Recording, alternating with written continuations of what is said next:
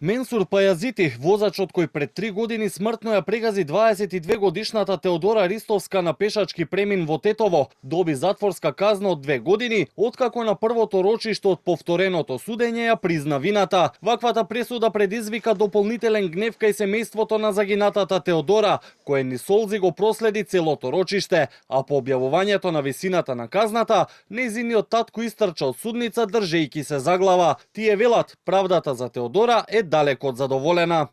Ова е законот у Македонија. Не може со 2 години. Максималната казна 5 години нема да ми ја врати Теодора мене. Че ми олесни муката мене. Че каже на секој следен што може да го доживее, не дај Боже истова.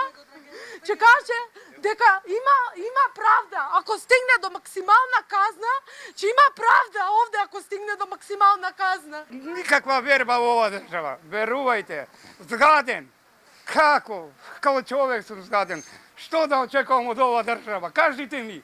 Плачем за правда, правда нема. Судијата Елведин Ферати при читањето на пресудата кажа дека оваа затворска казна од 2 години требало да биде поука и пример за сите учесници во сообраќајот. Адвокатката на оштетените пак Ѓорчевска не гледа логика во тоа ист судија да пресуди 2 различни казни за ист случај. Таа воедно имаше и забелешка на завршниот збор на Пајазити, кој прочита сочувство до семејството, а половина од напишаниот текст кој го читаше 30 на минути го искористи за напад врз новинари.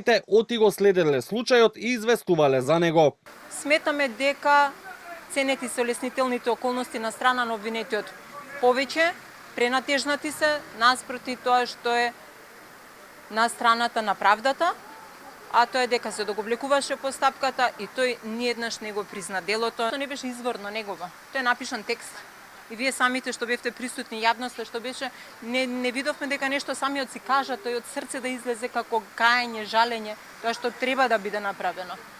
Току читаше текст кој што беше подготвен и во целиот тој текст беше представен тој самиот како жртва, а не како обвинет. Пред рочиштето, пред основниот суд во Тетово се насобраа блиски роднини и пријатели, како и останати граѓани во поддршка на семејството Ристовски, кои преку транспаренти испратија порака дека очекуваат да се задоволи правдата. Менсур Пајазити во првичното судење доби 3,5 години затвор од страна на Ферати, што потоа по негова жалба, апелација ја намали казната на 2 години. На ваквата одлука тој се пожали до Врховниот суд, кој реши случајот да го врати повторно во судница. Првите рочишта од повтореното судење беа одложени со образложение на одбраната на Пајазити дека лежал во болница и не бил во добра здравствена состојба. Денеска адвокатката Ѓорчевска достави документација и докази дека тоа не било точно, обвинувајќи го обвинетиот за одолговлекување на процесот. Пајазити ја прегази Теодора на 15 август 2022 година, а таа по 4 дена им подлегна на повредите од ударот на Карел во Скопје.